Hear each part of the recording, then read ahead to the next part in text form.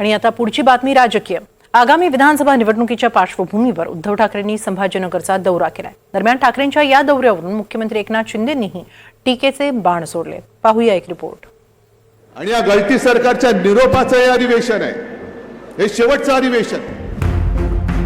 आगामी विधानसभा निवडणुकीसाठी उद्धव ठाकरेंनी कंबर कसली आहे। ते जुमलेबाज सरकार या गादीवरती पुन्हा दिसणार नाही, ही शपथ आपण घेऊन या मैदानात उतरलं पाहिजे। संभाजीनगरच्या पहिल्याच दौऱ्यातून ठाकरेंनी महायुती सरकारला घेरण्याचा प्रयत्न केला।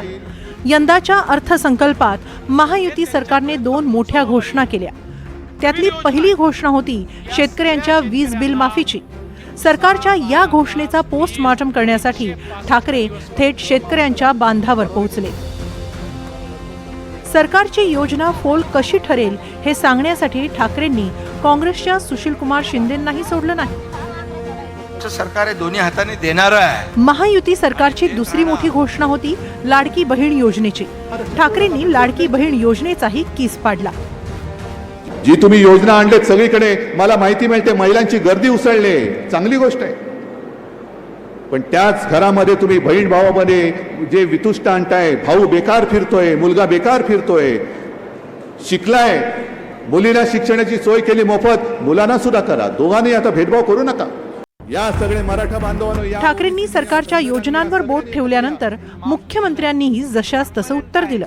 मातोश्रीच्या गेटमधून बाहेर न पडणारे थेट शेतकऱ्यांच्या बांधावर गेले, याचा आनंद असल्याचा टोला शिंदेंनी लगावला। जे गेटमधून आत कोणाला घेत नव्हते, गेटमधून बाहेर निघत नव्हते, ते शेतावर पोहोचले, याचा आनंद आहे। महिला भगिनींना आम्ही जे 15,500 रुपये महिन्याला, 18,000 रुपये वर्षाला, 3 सिलेंडर मोफत हे जे दिलेलं आहे, ते एक भावाकडून बहिणीला एक भाऊबीज आहे, रक्षाबंधन भेट आहे, ही दिलेली सन्मानाची भेट आहे। त्यामुळे तुम्ही तर काय दिलं नाही, कधी देण्याचा प्रयत्न केला नाही, तुमची तर देण्याची दानत नाही, पण आमच्या सरकारची दानत आहे, देणारं आहे, आमच्या बहिणीला दिलं आहे आणि आम्ही सर्व प्रोव्हिजन करून ठेवलेली आहे।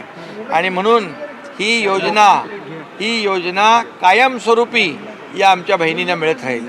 काँग्रेसच्या काळामध्ये वीज बिल माफ करू म्हणून निवडणूक लढवल्या आणि नंतर त्यांच्याच नेत्यांनी सांगितलं प्रिंटिंग मिस्टेक आहे, एकदा निवडणुकीच्या आधी 0 बिल दिलं आणि त्यानंतर खरं बिल दिलं। अशा आम्ही करणार नाही। शेतकऱ्यांना जे वीज माफ केलेली आहे पंपाला, ती देखील कायमस्वरूपी राहील। ठाकरेंच्या संभाजीनगर दौऱ्यामुळे ठाकरे विरुद्ध शिंदे संघर्ष पेटलाय। पुन्हा एकदा आरोप प्रत्यारोपांना धार आलीय। मात्र या संघर्षात नुकसानग्रस्त शेतकऱ्यांच्या हाती काय लागतंय हे पाहणं महत्त्वाचं ठरेल। मोहसिन शेख, NDTV मराठी, संभाजीनगर।